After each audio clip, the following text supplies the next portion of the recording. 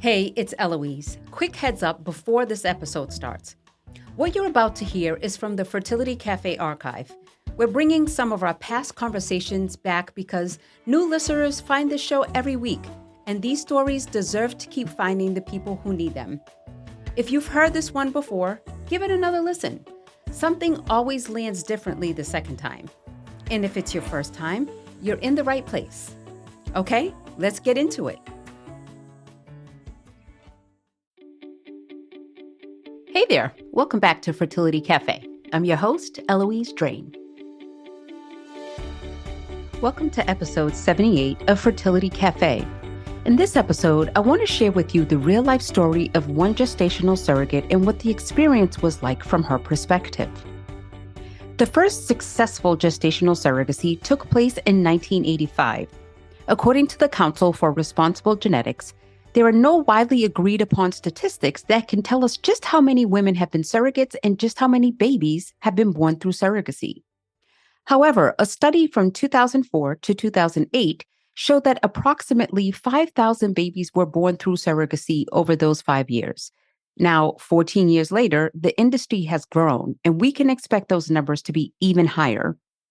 On with me today, we have a special guest, Heathyr Suhr, a two-time surrogate who completed her first surrogacy journey in November of 2020, and now, almost 2 years later, is currently pregnant with her second surrogate baby. Well, hello, Heathyr. Welcome, and thank you so much for being here. Yes, thank you for asking. I was so excited when I saw your email. Awesome. Well, I'm excited to dive in. I know we have a lot to talk about. Yes. But first, just curious if you wouldn't mind kind of starting with what was your motivation to want to become a surrogate? So I worked at an OBGYN office for about 6 years. I started before my daughter was born and she's 7 now. Even before I had her, I was pregnant. I loved just like getting to know the maternity patients that would come in, towards the end, they start coming in weekly. And I was just like, it's just so cool. You're like growing a baby. It's just amazing. And then obviously I got pregnant with my daughter. I loved being pregnant. I had no issues. I was sick for maybe like a week with her, like never any issues. I wasn't, no medications, no high risk doctor, anything like that. It was like the perfect pregnancy. Just really enjoyed it. And after she was born, I was like, I love her so much, but I definitely don't want another child, at least right now. But I loved being pregnant. So and then I had met a surrogate at the OB office, and she would see the doctor that I usually roomed for. So I would ask her a lot of questions I was like, oh my gosh, is it your baby? Or just when you don't know at first. And she actually taught me a lot she just like, oh my gosh, no, I enjoyed pregnancy. And I was like, wow, I enjoyed pregnancy too. Like, who can I talk to about this? And she had actually connected me with her agency, and I just reached out, just asking a lot of questions. At the time, my daughter was only like 6 months. So I knew it would be a while before I wanted to actually do it. But I was like, I could just get more information. And I don't really want to do it right now with my daughter being so young, but definitely something to think about.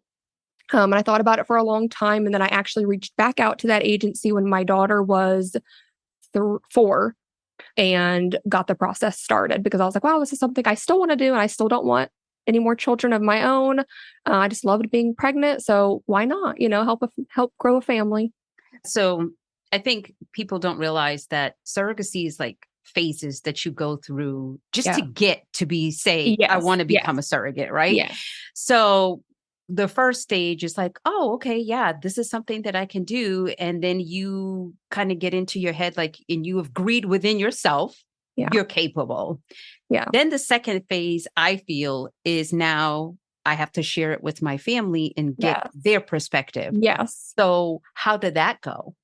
Even when I said when my daughter was like 6 months, I'm very close with, both of my parents, but I talked to my mom just more, especially about like pregnancy related things, and I actually had told her right away. I was like, this girl's having a baby for someone else. Like, how amazing. And she's like, oh, you love being pregnant. Like, I love being pregnant. I wish I could do that. I was so sorry, Mom. Like, I think you've already reached the cutoff, but but she was very, very supportive. I do have 6 sisters, and I did share it with all of them. And they were like, wow, like, they just had so many questions about surrogacy, but so supportive. My close group of friends, I did tell them like that I was thinking about it just because I wanted other perspectives. And everyone was just so, so, so supportive, because they knew just how much I loved being pregnant and how great, like how easygoing my pregnancy was. And they were like, well, why not? So very, very supportive. So I'm very lucky for that. Now, did you have a partner or a spouse at the time? No, I did not. Okay, so there wasn't anybody that you needed to really like not ask for permission Right. But because speak as to grown about it. women, we don't. Yes. Right. But yeah, and if I had had a partner, I obviously that would be a very big, because if they wouldn't want you to do something like that, I mean, you want support. And I honestly, I don't know if I would have moved forward if none of my family was supportive. Even though it's something I wanted to do, I always want not their permission, like you said, but just to know I'm supported and cared for and loved. And I mean, they were there for me every step of the way. So very And lucky. and it's very difficult. And quite honestly, I mean, even in our agency, we wouldn't even accept anybody who didn't have support because I think that's good because it's important to get support. And if something goes wrong, which it happens, I mean, that support means everything and can help you along more than you would think. Yes, yes, support is huge, and you must have it to do surrogacy. There's just no Yeah. way around it. No. So, looking back on your experience, how do you feel about your first surrogacy journey? So, let's kind of, well, before you know what, before we even go there, can you walk me through? Okay, you finally decided 4 years later that you're going to become a surrogate. Then what happened? So like I said, I'd reached back out to the agency, and that's kind of like the first phases where you don't realize the phases, like what you were saying. Cause I was like, oh my gosh, I'll probably find a couple really soon and be pregnant before I know, it's not really like that though. So I went ahead and like I had said, I only had that one pregnancy. So you have to have your physical done and get that updated to make sure everything's still okay. Like the mental evaluation, and of course, it's something I thought about, and I know I definitely could never be a traditional surrogate. I don't even know if that's still legal in some states, but I could never do that because that's just too personal. Even though people are like, "How do you give it away?" And I was like, "Well, it's not mine to keep." It's like Hmm. when any of my sisters were pregnant, any of my best friends, I'm so happy for them, and I don't want to take that baby home. So I'm very happy with my just one daughter. Hmm. But yeah, kind of just started from the bottom of the list to check things off, to make sure I was healthy enough to carry another pregnancy. Not that I'd had any health issues, but you just don't know, what an ultrasound will show when you haven't had a child in 4 years. And luckily everything was okay and I was able to move forward. But yeah, just kind of checking all the boxes off to make sure I was healthy and mentally okay and ready to take the next step of actually starting to meet parents and those things. I know you signed up with that agency, but before then, did you look at any other agencies? Did you do any due diligence? Did you? I did not, and I regret that decision now. It all ended up working out, but I definitely wish that I had researched other agencies or just other routes. I do know a lot of people that had successful journeys without an agency. I don't think I would personally ever do that just because I know that you need the agency's support and how there's so many things that you could miss if there's not an agency there to support you and help you check those boxes off. Mhm. So I do think that's very important. I feel like any journey is great, but I personally would always want to work with an agency. They are you guys are the professionals. So no, I did not. That's the agency that my friend had done it with, the girl I met at the OB office, and she was actually on her third surrogacy journey with them at the time, and had always had luckily picture perfect journeys. And at the time, I was just so clueless and was like, nothing can go wrong. It's going to be a perfect journey. She's had all perfect journeys and been with them, so I didn't even look up any other agencies. I just went with them. Mm. That was my mistake. Yes. So now let's talk about your first journey. How much So time do we have? No, I'm just kidding. I know. So you started with the agency, they cleared you, they said, yes, you're ready to get started. We're going to match you with a family. Did they present a profile to you? And was that the first profile that you decided to go with? So what about that? So they did present me with profiles just based on, like, I felt like I was going to go on a dating show or something, the profile, like how you have to fill it out of like what you're looking for in a couple. Does it matter if they're single or married, same sex, just everything, their religious beliefs, their termination beliefs. So I did talk with a few couples that I ended up not wanting to work with. I don't think they were awful. They were not for me. And I really wanted a great journey. One was like, you need to write down every single thing you eat. I would like to have a list of all cleaning products in your home. And I was like, I really hope you find your match, but I don't think that's me, because not that I'm sitting here eating McDonald's every day, but I'm not going to write down every single meal. Like I have a child and a life, Right. so that just was not a match for me. And the other one, even though in my profile I had put down, it was very important to me to have a close relationship. This is not my child.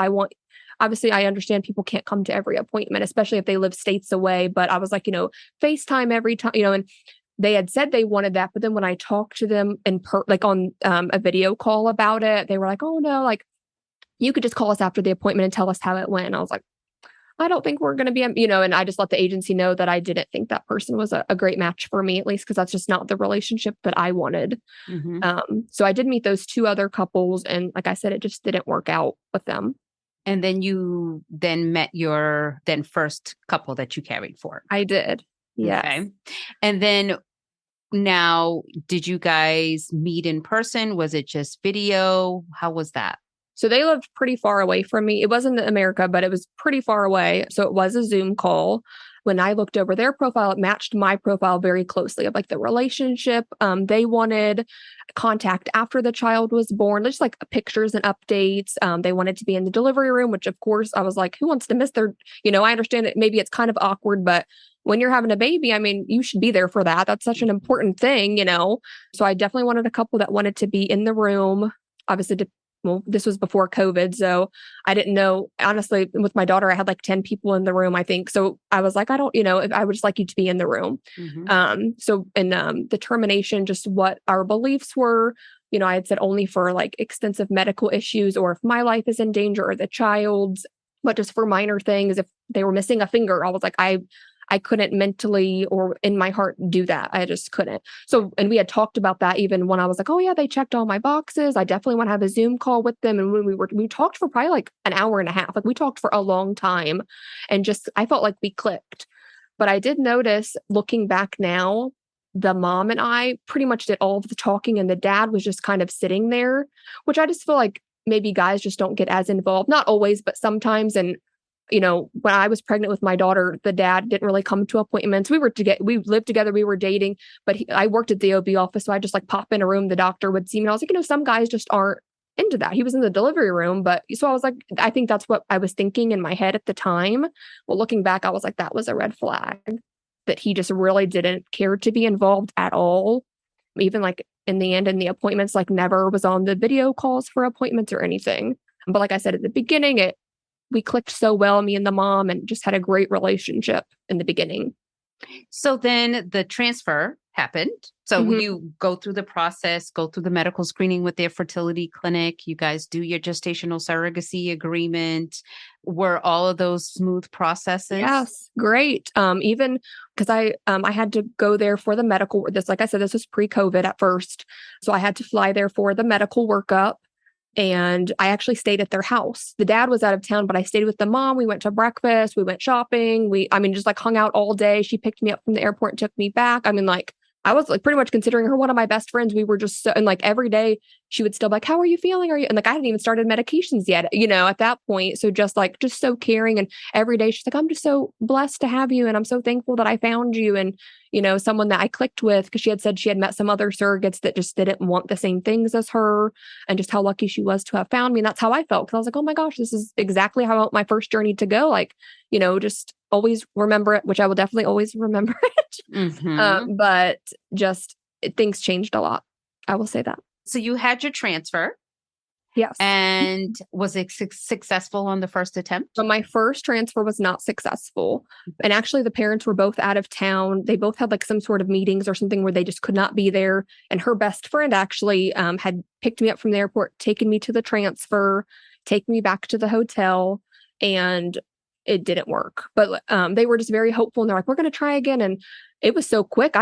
Like I said, I'd never been through this. And a lot of the surrogates I'd spoke to had first transfers work. So I was like, oh my gosh. I was very upset at first because I was like, what did I do wrong? Did I take my medication 30 minutes late one day? And the doctor explained you did nothing wrong. It just, it can stick or it doesn't stick. It wasn't a miscarriage. It just can happen. So I like stopped all the medications. I waited for my period to start, and then we restarted medications. My first transfer failed in December, and our second transfer was in February. So it was they were just so eager to, well, the mom was so eager to just start again and try again. And she's like, we've waited 10 years for this. So what's another month for you to get your period and restart meds. Mm-hmm. And we were just both very excited and hopeful about it. So And then the second transfer happened. And did that one take? it did work. And that was actually, gosh, I think at my first ultrasound, so I was like maybe 5 weeks when they have like your first confirmation ultrasound at the fertility clinic. The next week, everything closed down for COVID. Like fertility clinics closed down, anything, that's when COVID really hit and things started getting crazy. So yes, let's talk about the crazy. March 2020. COVID came along, and then did you have any communication or with the intended parents during this whole time? So yes, actually on the way, and the dad was in the healthcare field. I'll say that. So he knows like the importance of masks, washing hands, things like that. So, and like I said, this is not that I didn't wash my hands, but I had never worn a mask, really for anything, because why would we have? Now it's like you look back and that seems so normal, but it was not normal at the time. And he had asked me, I remember on the way to the second transfer, he was like, do you mind to wear a mask on the plane? And I was like, why? And he was like, well, there's been some rumors about like a sickness or, I don't know if he said sickness, what he said. It wasn't a pandemic yet. And I would just feel more comfortable if you could wear a mask. And I was like, oh, well, sure. Like, I don't mind. So I even took a picture of myself with like a mask on, like on the plane. And I was like, if that's what they need me to do, I want them to be reassured that like, I'm doing whatever I can to not get whatever the sickness is that's spreading around. I mean, it was, like I said, it was pretty far. It was like a 7-hour flight. So, I just kept in my little space with my mask on, and I thought everything would just be fine. And I was very excited and just hopeful, like I said. So you have the transfer, you have the confirmation of heartbeat, and then walk me through kind of like from what happened then until delivery. So even at the very first one, like I said, I think I was about 5 weeks. They were still hopeful and excited. Like I said, and even though things were shutting down, it was just so new. The baby's just so tiny then. Well, then at my second confirmation ultrasound, I believe it was like a week later. Obviously, there's still a heartbeat. The baby was still fine. And I was so excited. We were on FaceTime. Well, I was on FaceTime with the mom. And, just was showing her the ultrasound. I was like, do you want me to mail you these pictures? And she's like, no, I don't think I need them. We'll just talk to you later. Let me know when your next appointment. And I was and like, just kind of acted weird. And like I said, we had a great relationship that was just not like her, kind of taken aback by that. Well, later that day, I had gotten an email from my match manager, who was kind of like our contact, but it's kind of different from the current, like your guys' agency. It's not, I didn't have someone, they didn't have someone. We had one match manager that kind of managed both of us, any issues or appointments and things like that. So honestly, that should have been my first red flag. But so she had asked me to call her right away. And I was like, oh my goodness, what's going on? Like I just had no idea. Well, she had said that she had a letter for me that she wanted to read to me from the parents. And I was like, a letter? Like, I was just very confused. And I was actually at work, and I was like, she's like, well, call me after work. I don't think you want this. You don't want me to read this to you while you're at work. And I was like, well, I can't sit here for 4 more hours and not know. I need to know what this letter is. So pretty much the letter, I don't remember exactly what it said, but it was like along the lines of, thank you for doing this for us. We really appreciate you. But due to COVID going on and we don't know what will happen or what to expect, we would like you to have a termination. When COVID is over, we'll try again. That was pretty much the letter. And I was just like, what? I mean, and just bawling. I couldn't even like speak because I was just so stunned. I was like, what do you mean? Just casually have a termination for this healthy baby that, look how long you just kept saying you've waited for this child. We had 2 transfers. You were so upset the first one didn't work. And I was just so confused. And at the time, like I said, the match manager just said it so like nonchalantly, like I didn't have a choice. Like she's like, so let me know, you have maybe like a week because of the Ohio heartbeat bill, which is like at 6 weeks, you cannot have a termination after that. She's like, so we'll just have to book you on a flight to like another state and we'll get it taken care of. And I'm just like, well, is this something I have to do? Like the baby's healthy. In my contract, I specifically said I'm not going to terminate a healthy baby at this point, no reason. We don't even know what's going on with COVID. There's no studies yet. It literally just started this month, and obviously I never knew what would happen with COVID, how serious it really was. But at that time, I'm like, this baby is perfectly healthy. So I had called my lawyer. I had to reach out to her, and she's like, oh my gosh, no, this is not what you have to do. I've been forwards and backwards in your contract, and this is not something you have to do. It's your decision. And the couple was obviously very upset with me and said that, I would regret it, because if something's wrong with their child, they're going to sue me. And of course I was so stressed and scared, and oh my gosh, I felt so many emotions that I've never felt before. And it just was crazy, because just like the week before, I was just so happy and excited for them. They were so happy. And now this, of all things, I was like, is this really happening? And even like, I had called my mom right away and my sisters, and they couldn't believe it either. I mean, nobody could believe it. I had talked with the agency, and I was like, actually, I'm not going to be able to have a termination. I had, in the match meeting and everything, I've said that I will have probably mental issues if I just terminate a healthy pregnancy. I cannot. And that is why I thought we did these match meetings to match on things. And when I had met the couple, they had actually told me, due to religious beliefs, they did not believe in termination. So I would never have to worry about it. So I'm like, well, what happened with that? Like, what's going on now? Because this is not what you were saying before. And they're like, well, we didn't know there'd be this sickness going around. And I was like, well, no one knows what's going to happen with pregnancy. Anything can happen with any pregnancy. And you have to take it one day at a time, and like I said, they were very upset with me. They kept saying they were going to sue me. They were going to stop payments. And I was like, stop payments, because I'm not worried about that right now. This baby is healthy, and I'm going to protect him. I promised you I'd protect your child for the time that I'm carrying him. And that's what I'm going to continue to do, which they were not happy about. So I'm trying to think, I was pretty early then. I mean, honestly, every day I just expected to wake up and have a miscarriage, because I was just so stressed and so upset. And I would have nightmares about them like forcing me to have a termination. And even the dad had called, and he was like, it's just a pill. You can just take a pill, and it's fine. It won't even be a big deal. And I was like, well, that's easy for you to say, because you don't have to put yourself through that. And, and it was just awful. So after that, the mom, I had texted the mom, I think, and said, like, are you sure you don't want these ultrasound pictures? Like, I feel like you guys really need to think about this. I know it's not my child, but we had an agreement about the, termination beliefs and reasons. And this is not one of the reasons, things like that. And she's like, well, I can't speak to you anymore per my lawyer. So we didn't even speak again, actually, until the child was born. So you had no communication with them throughout the entire pregnancy? At the appointment, the agency and the mom would be on the phone, but the mom would not speak to me.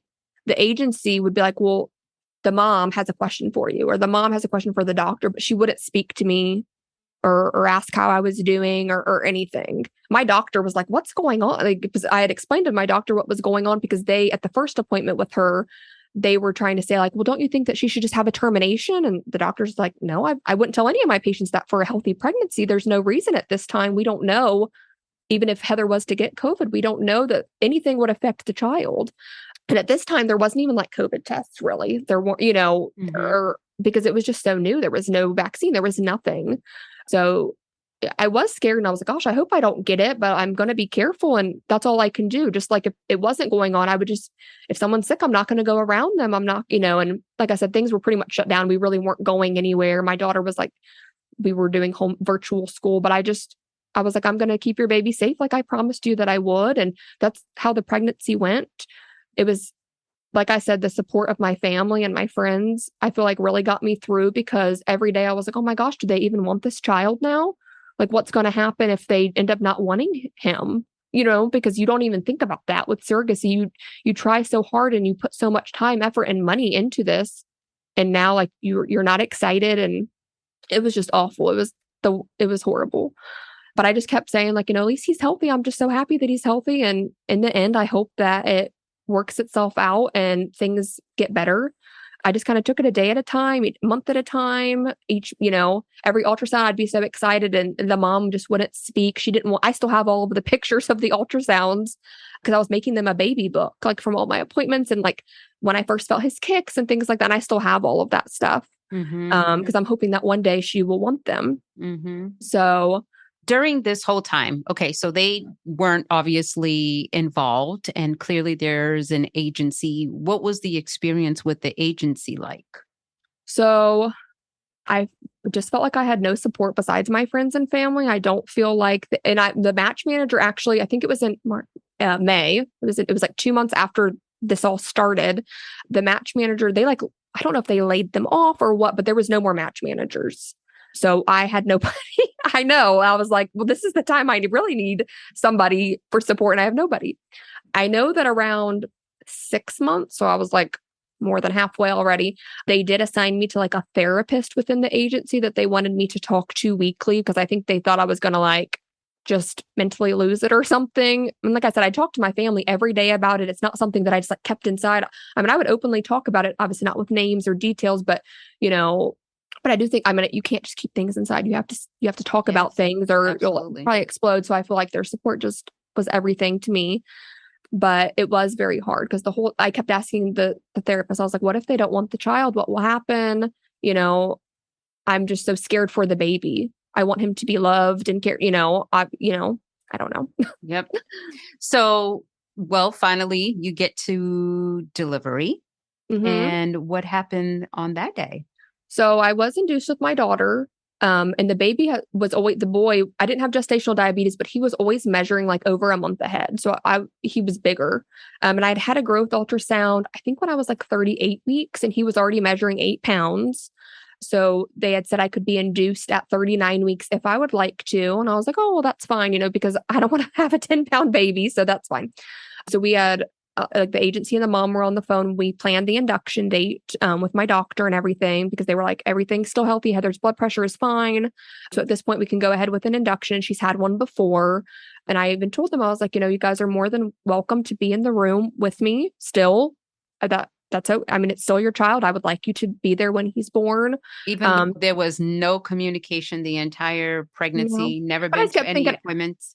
No, but I just kept thinking, with my daughter, there were so many people in the room that I honestly didn't know. So if they were just in there not speaking, it didn't even bother me, just because I was like, one day they're going to regret if they don't be in the room. Mm-hmm. You can't get that moment back. Mm-hmm. But they said no, they didn't want to be in the room. They did come to the hospital. Like I said, it was a planned induction. They did come to the hospital and stay. Like they got a hotel the night before. When I went in, like the day of the induction, they called me that morning to tell me what time to be there. So I knew it would be that day, but I did not know a time. So they came the night before, which I was excited about. I was like, well, this is hopeful. They want to be there at least, Mm-hmm. And I actually ended up needing a C-section because I was induced on a Wednesday night. They broke my water, and he ended up being 9 pounds, 8 ounces. So I can't remember what it was, like shoulder dystocia, something with his shoulder being stuck on like my pelvic bone, where I was pushed for over an hour Friday morning, and he still was not coming out. And they were like, it's kind of getting dangerous at this time. Your water's been broken for 24 hours over that, and I was like, whatever is safest. Who wants to have a C-section? But whatever is safest, that's what I want. Right. So I ended up right after that. I had pushed for like an hour. It was 3 a.m. Friday morning, and he was born at 4 a.m. Friday morning by C-section. And then obviously they took the baby out, and then the baby went to the parents. Did you get to see him, touch him? I did. Yep. They came to my room later that day. They brought me balloons. They brought me a necklace. They brought me candies. They were thanking me. They each wrote me a card. I know. I was like, what kind of drugs did they give me in the C-section? Because is this happening? And my mom like had to leave the room because she was like, I'm going to yell at both of them if I don't leave this room, because she was just so upset that what they put me through. And, she's like, you're my baby and I have to protect you. And, that's right. I don't agree with their decision or how they were treating you. Just so awful, after what you've done for them. I don't like to hold grudges. Obviously, I wish that the whole experience had gone better. But like I said, I'm so happy of how it turned out. I'm so happy he was healthy. I'm so happy that I could see when they were holding him, how much they care about him, and both of them, not just the mom and the dad. And he looked just like the dad. It was like a baby version of him. So I was like, who can't love him, Mm-hmm. So, and I still get pictures. I get updates. I get texts still thanking me. Look at him grow. Look at it, happy first birthday to him. And I'm so thankful of how it turned out. But of course, I wish that they could have the whole time just been happy and excited, because at my 37-week appointment, I had asked the agency to ask the mom, since she did not speak to me, are her family excited? They've been waiting for this. Her dad has been waiting for this for a grandchild, because like when I had stayed with her, we stayed up talking all night and how excited her dad was that they were moving forward with the surrogacy and, going to have a grandchild. And At 37 weeks, they had still not told any friends or family, which I was very concerned about at that time. Even my doctor, like after I ended the Zoom call at the appointment, she was like, should I call children's services after the child's born? Like, is he going to be cared for? Like, nobody even knows he exists or he's going to be born very, very soon. So like I said, it was a huge relief in the hospital. And like every day she would text me like, do you want to come to his room? Do you want to come, and do you want to hold him? Do you, or we can bring him to your room? Cause I had to be like wheeled around because of the C-section. But it just, like I said, it was a happy ending, but it was just a long, stressful, not ideal journey that I would not wish on anybody. Right. Yeah, absolutely. And did they end up apologizing at all? So I never actually got an apology. I just got a lot of thank yous for keeping him safe the whole time. And I forgot to say, right after the COVID test started hitting shelves, they did ask me to COVID test every month. And I was like, if that's what you want me to do, that's what I'll do. I mean, who wants to stick that thing up in their brain every month? Right. But I was like, Right. if that gives you guys some relief. And I never ended up getting it, luckily. And he was healthy the whole time. I was healthy the whole time. And I mean, that's all you can ask for. Yes, So absolutely. I'm just so happy it all worked out because it could have ended badly. But like I said, it all ended up working out. Absolutely. Well, and then you decide to do another journey. I did. It took some time, a little bit of time, because I was like, after that, whew, I don't know if I could do that again, but I was convinced that I deserve a better journey and I can help another family and I can do things to avoid that happening again, like researching different agencies and making sure I have support from the agency and, things like that. So was there anything that triggered you into, okay, I'm ready and let's go? Or was it just a feeling like, okay, I'm ready now? Or I mean, honestly, even though that C-section was so horrible and I feel so awful for people that have C-sections that have to take care of a baby afterwards, because I don't even know how I could have, my daughter was 6, I think, after the baby was actually 5 when the baby was actually born. So she was like helping me get up to go to the bathroom after, and I just needed so much help after the C-section. I couldn't imagine taking care of a newborn at that time. But I mean, honestly, I missed being pregnant like right away. Like I said, I just love being pregnant, but I don't want to have another baby. So I was like, it's something I'll think about, but I just don't know. And then I actually pumped for a different surrogates couple, their intended parents. She didn't want to pump. I pumped for them for 3 months. And then I pumped for a preemie bank. I pumped until I was 13 months after postpartum. So I pumped for a long time. So I was like, well, I'm not going to be a surrogate right now. I just want to keep pumping. And I was trying to like beat my numbers. I was like, okay, if I can pump this much today, so I just focused on that. And my daughter, surrogacy does take a lot of your time with the appointments and the medications and side effects and just everything. So I was like, okay, I'm pumping now. I'm good. Well, then I knew I was going to be done pumping soon because that also takes over your life. And I planned, we went to Disney in October. So it was almost a year after I had delivered the baby. And I took my pumps with me, and that was a full-time job at Disney trying to find a pumping station. So I was like, what? I think I'm about done pumping.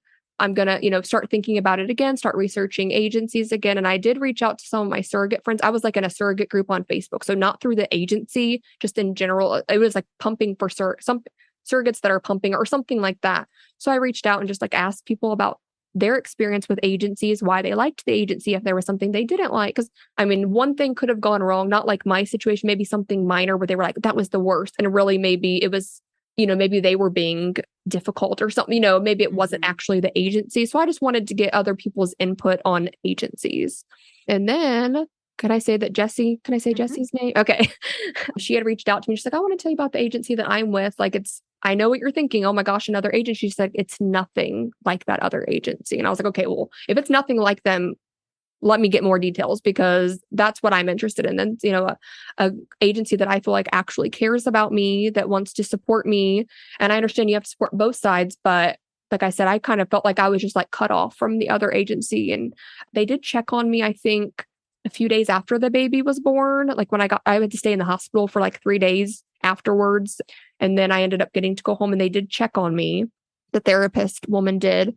And I had said like, and I was not ever going to work with them again, but I did ask if I wanted to be a surrogate again, like, would I be able to? She's like, oh yeah, you would definitely be able to, but not with us because you wouldn't terminate the pregnancy.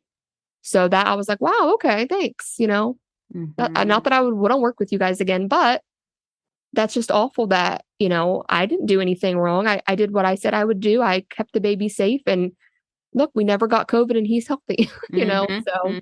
Yep. Yep. So now you are now matched with another family. And how has your experience been this time around? So different. So different in a great way. Of course, it was like the same kind of dating profile that I made, before, where you match up with couples. This couple, the husband and wife, they're both equally involved. Oh my, like we're in a group chat. We talk pretty much every single day. Just so different. And like I loved in the match meeting that he was so involved, because I was like, oh my gosh, this is so different. And I wish, that I had this last time. So just amazing. And they are just so supportive. I'm 11 weeks along now. And the last like month and a half, I have been sicker than I was with the last 2 pregnancies combined. Unfortunately, it is getting better now, though. I haven't thrown up in like 2 days. So that is awesome. I'm very excited about that. But every day they're like, what can we do? Can we send you something? And I was like, well, you could send me, but I probably can't eat it because I'm just, no appetite really, but just so supportive. Anything we can do, and I've had one appointment so far. Well, the pregnancy confirmation, and then like, the OB. But each time they are on the call with me, they both are on the call because they do live a few states away. So I understand they could not come to every appointment, but I do have an appointment in a few weeks, like what is it? My second actual visit. And the mom is flying out for that. And she's super excited. And I was like, this is what I wanted. Like, and they're just like, and they had heard the horror story. And because that was very important to me to get a couple's reaction on the lot. Cause I was like, oh my gosh, not that you can't have your own opinion, but if you thought for some reason they were in the right, I don't want to work with, I don't want to carry your child. Yeah. And they were just like, they couldn't believe it. They were like, what? How could someone even go through all of this that we've gone through and then just want to terminate when the baby was perfectly healthy? And I was like, I wonder the same thing. And I don't know an intended parent's point of view. Fortunately, I've been able to have my daughter, but I can't imagine that mindset being in their shoes. So just a totally different relationship. When I had the transfer, I stayed out there like a few extra days, and one of my sisters and my daughter went with us. We had dinner every single night. I was like, you guys don't have to, like, they kept, we can take off early tonight. Do you want to get dinner? And I was like, you don't have to, like, I've never been to this city before, so I'm okay with exploring. They're like, no, we want to spend all the time we can with you, which I love. I just didn't want them to feel like they had to, but they loved it. I loved it. My daughter, I think it's very important for my daughter to know the mommy and daddy, because she knows it's not our baby. So it's just amazing in the best way. So do you have any regrets? I don't want to say I have regrets. I definitely wish I had done more research the first time around, because it could have been a totally different experience. But then I think they're, whoever, if they had had another surrogate, what they would have gone through. And I just don't want anyone to ever go through that experience, because they might not have been as strong as me and said like, okay, that's what you want. I know it's not good for my mental health, and I know the baby's healthy, but let's go ahead and turn, and they're just so happy, and, the baby's so healthy, and he didn't deserve that, and I don't want to say I have regrets, because you don't know how things would end up, and they end up how they're supposed to. Yep. So I guess I do not. But that's why I try to tell my story and not, and I'm sure people will still work with that agency. I know that they do, and they have great experiences, and I'm so happy for them. But I always like to let people know that do your research, because if you get in that position, you want to have support from everybody, from the agency, so it was just very scary. And like I said, my support system, that's so important to have that, because you never know what will happen. Yes, absolutely. If you had, intended parents that were getting ready to consider surrogacy and are completely oblivious to everything, what would you tell them? I would just say be very honest. Like when you're looking for a surrogate, I feel like I had a few surrogate friends that matched so quickly with a couple that didn't even want to meet other surrogates. That woman was the first surrogate they met. They're like, when can we get started? And they didn't really even ask her anything. And for example, one of my friends, she has 2 kids. One of the kids requires a lot of attention, like has medical needs. And I know the intended mom is very overbearing. And my friend, when she kind of filled out her profile, she had said, I want you to be involved, but you don't need to be at every appointment. And which, like I said, that's a complete opposite of me, but that's why we fill those out, because you have to be honest. And, and she gets frustrated. I think that the mom does come to every single appointment and has 1,000 questions and calls the doctor's office every day, asking so many questions. And yeah. And I know my friend gets kind of overwhelmed, which she, should have maybe asked some more questions too, but it's a learning experience and their baby's real healthy. And I'm so excited. She's almost due. So I was like, you're almost done, and the baby's healthy. You've done what you need to do. But I just feel like, be honest. Don't just match with the first person just because you're excited. Cause it is exciting and scary and so many emotions that I'm sure you go through. Same with the surrogate, but you definitely want a good match or it can make or break the journey, I feel like. And it's such a special thing that, like, don't you want it to be the best it can be and not, rushed, or not have a surrogate that believes in the same things as you or wants the same things as you? Mm-hmm. Absolutely. What would you tell a woman who's considering becoming a surrogate herself? Do research. Definitely do research. I don't think you can look up too many agencies. Take the time to decide. Like I said, in some of those surrogate groups I'm in, I see comments all the time of intended parents who are like, I matched with a surrogate, and then right before we started med, she's like, I don't think I want to be a surrogate anymore, that's crazy to me. Why would you do that to the parents and waste their time? That's horrible, but it's such a big decision. And I've had people say, oh my gosh, that's great money. And I'm like, it is life-changing money. It is a lot of money. But if you're doing it for that, then don't do it, because it's not, I don't want to say it's not worth that, but like from what I went through last time, I was definitely not just doing it for the money. I didn't even care if they ever gave me another payment. I just wanted them to want the baby. Mm-hmm. But it's so much you go through. Like I said, I've been sick for so long, which is nobody's fault. You don't know what will happen with each pregnancy. But I've missed so many of my daughter's cheer practices. I've missed so much work. Not that that's anybody's fault, but it's life-changing. You plan your life around it, So it's a very big decision. Mm-hmm. I think that you need to make sure you have the support of your significant other or your family, your friends. I would, make sure your kids are on board with it if they can understand.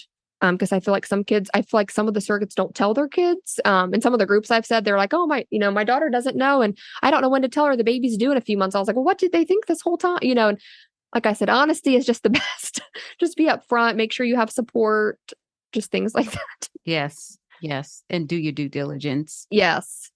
Your due diligence is going to be so important. My last question would be, what, if anything, do you think needs to change within the fertility industry to make the experience better for surrogates? Like with agencies or just in general? Both. Both. So, like I said, I'm sure no agency is perfect, and I'm sure it's learning for everybody involved, no matter what role you play in an agency or, things like that.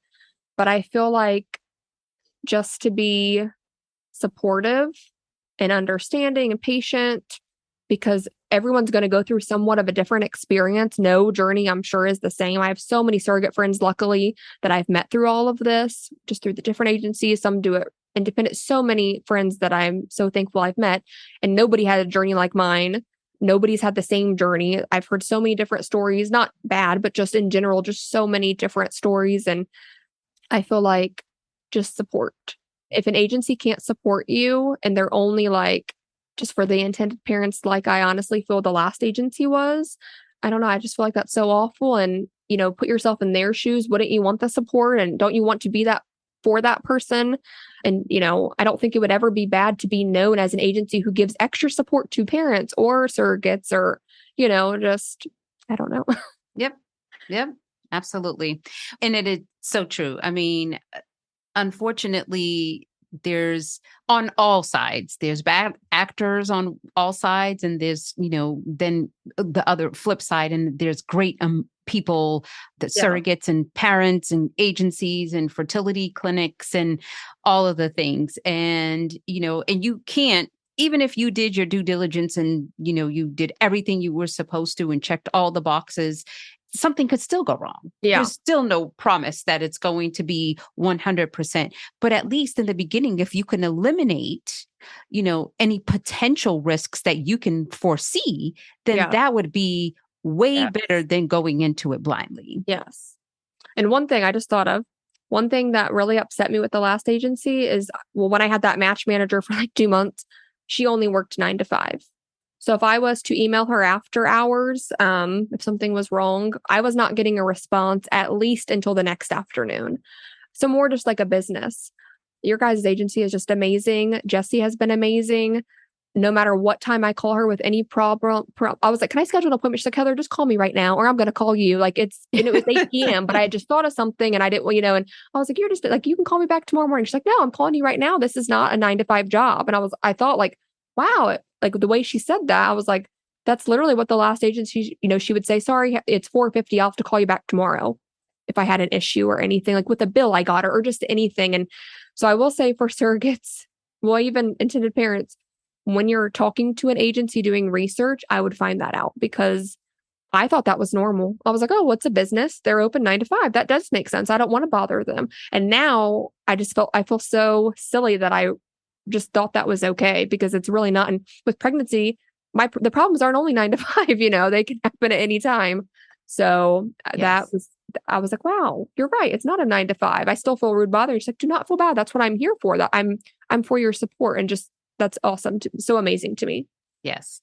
And I obviously agree with Jessie. I definitely don't feel like this, what we do is a 9 to 5. There's no such thing as 9 to 5 here because, a baby's not 9 to 5. And this whole process and anything can go wrong at any time, any day, any week. It doesn't matter. And, if you're in the middle of a crisis, the last thing you want somebody to be like, oh, I'm sorry. I'll call you back. Oh, no, sorry. Can't call you on Friday or can't call you today because tomorrow is Saturday. So I'll get back with you on Monday. Like, get the heck out of here. Yeah. So that was very eye-opening. Like when she said that, like I said, something just clicked and I was like, wow, you're right. That is how it should work because it's not just a business. I mean, it is a business, but I just know that you guys are so much more caring. And like I said, I just wish I don't have regrets, but if I could go back, I guess I wouldn't change it, but if I could tell someone to go, I'd be like, go over there because they are awesome. I feel like I'm supported no matter what time it is. And that is just, you don't realize how nice that is until something happens and you're like, oh, and I have no one to talk to now because they're closed right now. Right. Yes. Yeah. No, we definitely don't want that. Well, Heather, I am so grateful that you were willing to share your story and, for being on the show with me today. Is there any last words you'd like to share with our guests? No, I mean, thank you for listening to my story. I'm so excited that I could share it. Like I said, until something I feel like goes wrong or you've heard of someone else having something go wrong, you don't know what questions to ask. You don't know to research things. Not that anyone has to be like, never work with that agency again, but just be informed. Just do your research, do your job, to protect yourself, to protect your family, your feelings, your mental health, and just, if you're looking for surrogacy options, if you're an intended parent or being a surrogate, like I said, just do your research and don't settle. Don't rush it because it can take a very long time. But, it's so exciting. It's amazing. Like I said, when I saw those parents with their baby, it was just amazing. And I couldn't have been happier if that, and I kind of forgot everything that had happened because I was just so happy that he was loved, taken care for, and healthy. Awesome. So I'm so excited that I could share my story with you. And thank you so much for asking me to be on here. I was so excited. Well, awesome. Thank you so much for being here. I appreciate it. Yes, of course. Thank you so much for listening. If you found this episode helpful, please rate Fertility Cafe on your favorite listening platform and share this episode with anyone you think could benefit from hearing it. Thank you so much for joining me today. Until next time, remember, love has no limits. Neither should parenthood.